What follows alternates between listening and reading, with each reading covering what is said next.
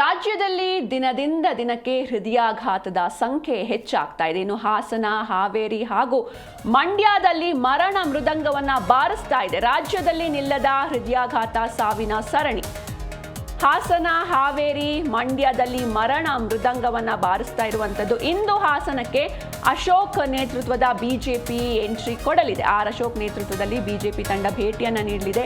ನಿಖರ ಕಾರಣ ಏನು ಅಂತ ತಿಳಿಯೋದಕ್ಕೆ ಬಿಜೆಪಿ ಎಂಟ್ರಿ ಕೊಡ್ತಾ ಇರುವಂಥದ್ದು. ಜೊತೆಗೆ ಕಾಫಿ ಬೆಳೆಗಾರರ ಸಮಸ್ಯೆಗಳ ಬಗ್ಗೆಯೂ ಕೂಡ ಇಲ್ಲಿ ಚರ್ಚೆ ನಡೆಯಲಿದೆ. ಇನ್ನು ರಾಜ್ಯದಲ್ಲಿ ದಿನದಿಂದ ದಿನಕ್ಕೆ ಹೃದಯಾಘಾತದ ಸಂಖ್ಯೆ ಹೆಚ್ಚಾಗ್ತಾ ಇದೆ.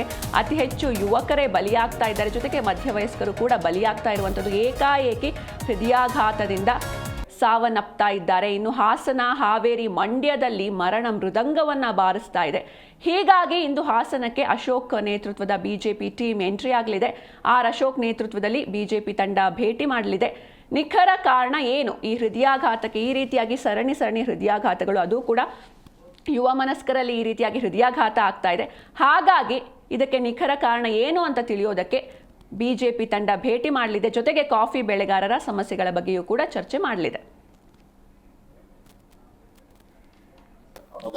ಹೃದಯಾಘಾತಗಳು ಜಾಸ್ತಿ ಆಗ್ತಾ ಇದೆ.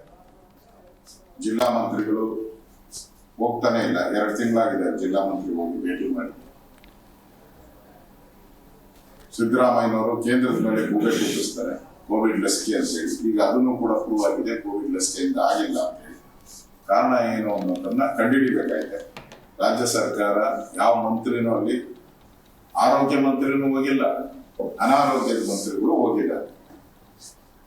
ಅದಕ್ಕೆ ನಾನು ವಿರೋಧ ಪಕ್ಷದ ನಾಯಕರಾಗಿ ನಾನು ಹೋಗ್ತೀನಿ. ಅದೇ ರೀತಿ ಕಾಫಿ ಏನು ಬೀಜ ಇತ್ತು, ಅದು ಅತಿಯಾದ ಮಳೆಯಿಂದ ಬೀಜ ಎಲ್ಲ ಕೊಳೆತು ಬೀಳ್ತಾ ಇದೆ. ರೈತರು ಕಂಗಾಲಾಗಿದ್ದಾರೆ. ಅದಕ್ಕೆ ಅವರಿಗೆ ಸರಿಯಾದಂಥ ರೀತಿ ನ್ಯಾಯಯುತವಾದಂಥ ಪರಿಹಾರ ಸಿಗಬೇಕು. ಅದಕ್ಕೋಸ್ಕರ ಆ ಹೋರಾಟಕ್ಕೆ ನಾನು ನಾಳೆ ಹೋಗಿ ಭೇಟಿ ಮಾಡೋದು. ಸಕಲೇಶ್ಪುರಕ್ಕೆ ಹೋಗ್ತಾರೆ. ಸಕಲೇಶ್ಪುರದಲ್ಲಿ ಕಾಫಿ ಸಂಬಂಧಪಟ್ಟಂತ ಒಂದು ಭೇಟಿಯನ್ನು ಕೂಡ ನಾನು ಮಾಡ್ತಾ ಇದ್ದೀನಿ.